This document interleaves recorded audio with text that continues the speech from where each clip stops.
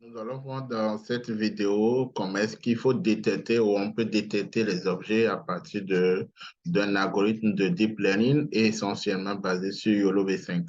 Donc là, nous allons utiliser deux éléments pour pouvoir arriver à détecter notre objet, soit en streaming ou soit un objet qui se trouve sur une image ou soit une photo quelconque que nous avons.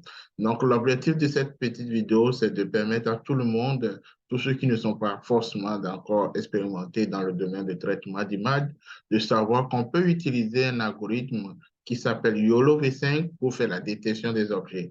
Alors, ce que nous allons faire dans cette vidéo, c'est que nous allons essayer d'abord d'utiliser le modèle pré-entraîné de YOLO V5 pour pouvoir détecter les objets qui sont pré-entraînés, donc les objets qui sont entraînés, qui sont dans les datasets de Coco. Ensuite, nous verrons dans une autre vidéo comment est-ce que nous pouvons utiliser notre image personnelle et les entraîner, les annoter, les entraîner, ensuite arriver à faire la détection derrière. Mais pour faciliter la tâche, nous allons utiliser Google Colab. Pourquoi Google Colab ici?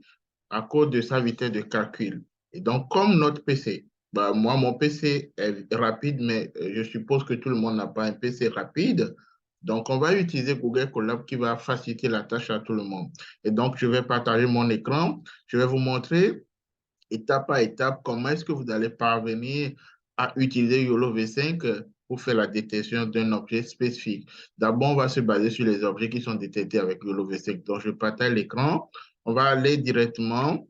Donc, moi, je vais aller sur mon navigateur.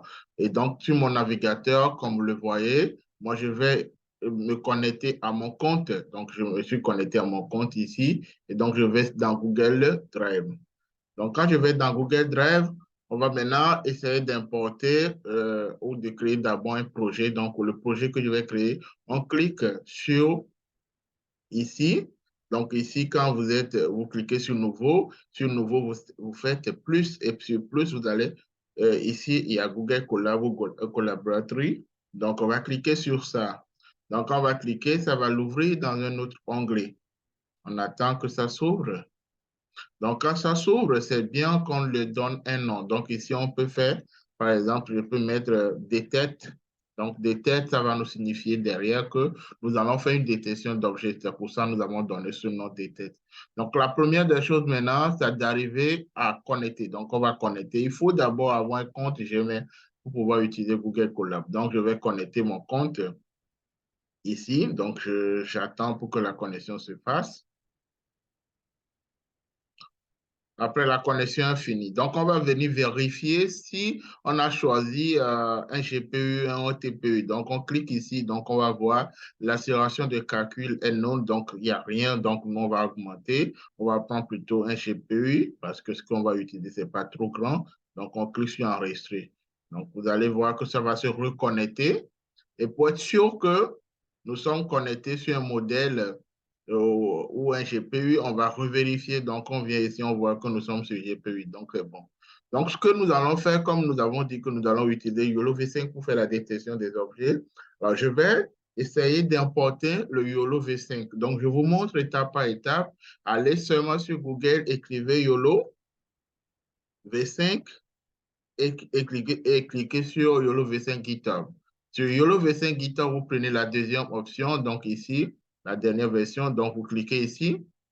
Donc, quand vous cliquez, ça va s'ouvrir, en fait, cette fenêtre. C'est pas ce qui nous intéresse. Nous, on veut cloner le projet de YOLO. Donc, je clique sur YOLO V5 ici.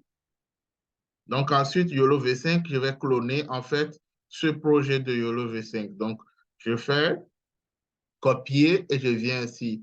Et donc, dans la fenêtre ici où nous allons taper notre code, il y a quelque chose de très important. Directement, si on devait utiliser un éditeur de code, on va écrire git clone et on copie le lien devant. Ici, comme on est dans Google Colab, on va mettre un point d'exclamation devant pour pouvoir exécuter notre code. Donc, on fait git clone donc, et on colle notre lien qu'on a copié ici, donc tout à l'heure. Donc, on clique. On a fini de cliquer. Donc, on remarque que ici, il y a la flèche verte qui montre que nous venons de finir de cloner notre YOLO V5. Donc, c'est ça qui est ici. Donc, il y a une chose aussi qui va être intéressante, c'est qu'on va connecter notre drive pour pouvoir utiliser des images qui sont dans le drive pour faire la démo. Donc, je vais connecter le drive. Donc, il me demande de connecter. Vu que je suis déjà connecté à mon compte, ça va être plus rapide. Donc, j'attends un peu pour pouvoir voir la drive ici. Donc, la deuxième chose qu'on va faire, on vient de cloner notre élément. Donc, la drive est venue, notre drive est venue. Donc, on va maintenant se connecter à YOLO. On va aller sur YOLO puisqu'il y a plusieurs dossiers ici. On va aller dans le dossier ou le répertoire de YOLO. Donc, pour pouvoir le faire, j'ai deux possibilités. Je vais faire pourcentage, je fais CD comme on le fait et je fais YOLO. Donc, YOLO V5, je fais tabulation. Et là, je vois que j'ai mon dossier. Je clique sur compiler, donc ça me dit que je suis dans ça. Donc, pour être sûr que je suis dans ça, je viens encore en bas et je vais faire un ls pour être sûr que je suis dans mon dossier. Donc là, je suis dans mon dossier. Donc, comme je suis dans mon dossier, il y a quelque chose de très important qu'il ne faut pas oublier. Si on utilisait directement un éditeur de code, on devait installer certains packages. Donc, pour installer les packages qui sont ici, on va vérifier si on vient ici, donc dans le requirements.txt. Donc, je clique ici, le requirement.txt. Donc, vous voyez ici, on me dit de l'installer avec cette commande. Donc, pour l'installer avec cette commande, je copie ma commande, je viens dans une nouvelle fenêtre, je mets toujours euh, mon point d'exclamation et je copie. Donc, je clique ici pour compiler et vous allez voir, donc, il y a certains paquets qui étaient déjà là, certains qui ne sont pas là. Ceux qui ne sont pas là sont en train d'être installés. Donc, on va voir jusqu'à la fin. Donc, ici, quand on a la flèche, ça veut dire que tout est bon, tout est installé. Donc là, on va être sûr maintenant. Tout est installé. On va vérifier si le code qu'on a importé, le projet, est-ce que le projet travaille bien? Si le projet travaille bien, alors on va vérifier de détecter un objet avec. Donc, pour détecter l'objet maintenant, je fais la même chose. Donc, pour la détection, dans le code de détection, vous prenez le point detect.py. Dans le detect.py, ce qui est intéressant, c'est que les détails sont donnés. Donc, les détails, vous venez ici, on vous dit pour pouvoir lancer le projet pour détecter, on peut utiliser soit une image, une vidéo, un fichier ou plusieurs choses, un lien ou plusieurs choses. Donc, ce qui nous intéresse ici, nous allons essayer de vérifier la détection d'une image spécifique. Donc, les images qui sont par défaut dans YOLO V5, qui sont dans le lien que nous avons pris sur le GitHub, sont dans Data. Donc, quand vous venez ici, il y a Data, il y a le dossier image. Donc, je vais prendre le dossier image. Donc, on me dit ici, pour pouvoir lancer le code, je vais taper ce code. Si j'étais dans un éditeur de code, je vais taper directement Python, detect.py. Je vais prendre le poids, le modèle entraîné, YOLO V5, la version S. Et je prends la source. La source 0, ça veut dire c'est ma caméra. Donc, ici, moi, je vais utiliser une image. Donc, pour le faire, je copie seulement la partie qui m'intéresse. Je copie ici. Je viens ici. Donc, je fais mon point d'exclamation, je mets Python. Et donc, comme ce qui m'intéresse se trouve directement ici, je vais prendre la source. Donc, c'est data. Donc, j'écris data. Donc, slash, puisque c'est à l'intérieur de data que se trouve l'image, je vais faire slash. Donc, slash, et je prends l'image, le dossier image. Donc, comme vous le voyez, donc ça l'a pris directement. Donc, moi, je fais une tabulation. Donc, je vais compiler. Donc, je vais compiler pour voir si vraiment je vais avoir une détection. On attend pour que le code finisse de se compiler.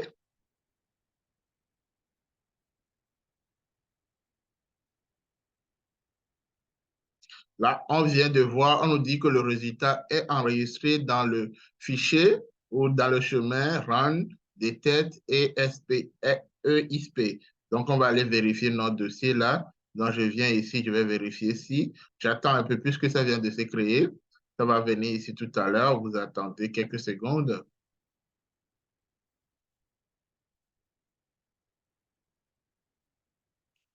Vous attendez. OK. Donc, le dossier est créé. Donc, vous avez l'autre dossier qui est créé, le chemin. Donc, vous avez le RAN. Donc, le RAN, c'est ça. Donc, on va aller dans le DTET maintenant. Donc, dans le DTET, on nous dit de voir EISP. Donc, on va cliquer sur EISP. Donc, dans EISP, maintenant, on va chercher les résultats. Donc, là, un résultat, on va cliquer sur ça. On clique sur ça.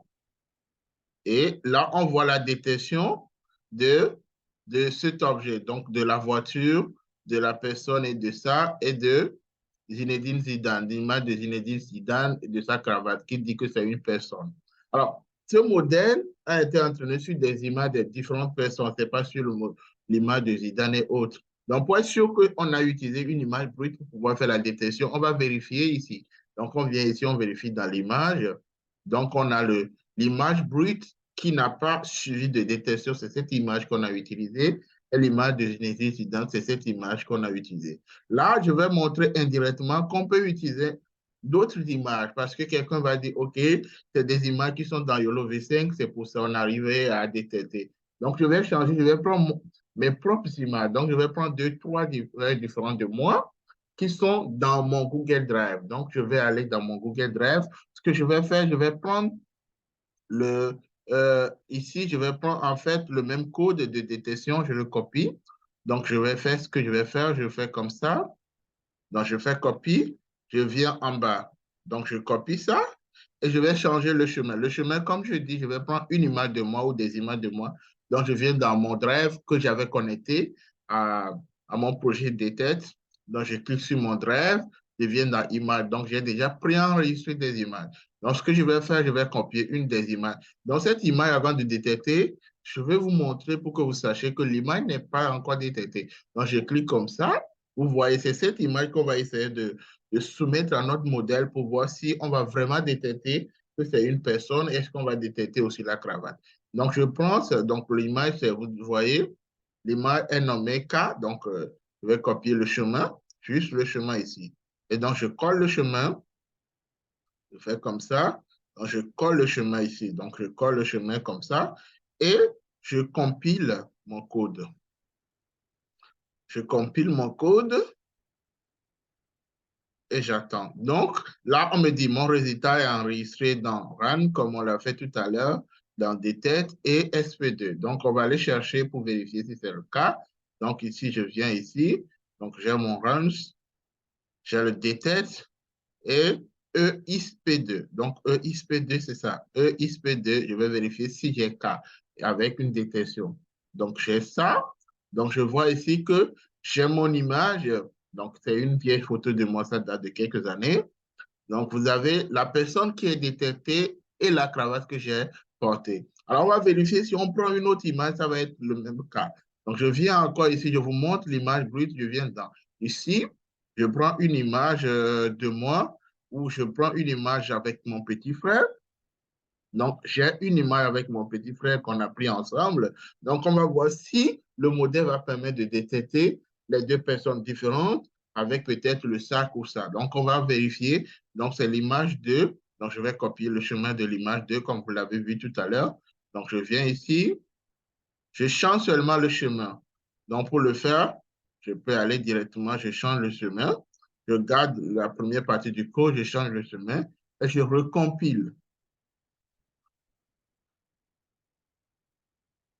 Je recompile. Et voilà, on me dit que le résultat est enregistré ici. Donc, je vais dans RAMS. Donc là, c'est plus un souci pour nous. Donc, je ferme ici. Je viens dans mon modèle RAMS. Alors, il faut faire comme ça pour actualiser. Donc, on me dit que c'est dans EISP3. Donc, ici, on va vérifier si vraiment la détection a été faite. Donc là, vous voyez qu'il y a une détection de deux personnes et du sac.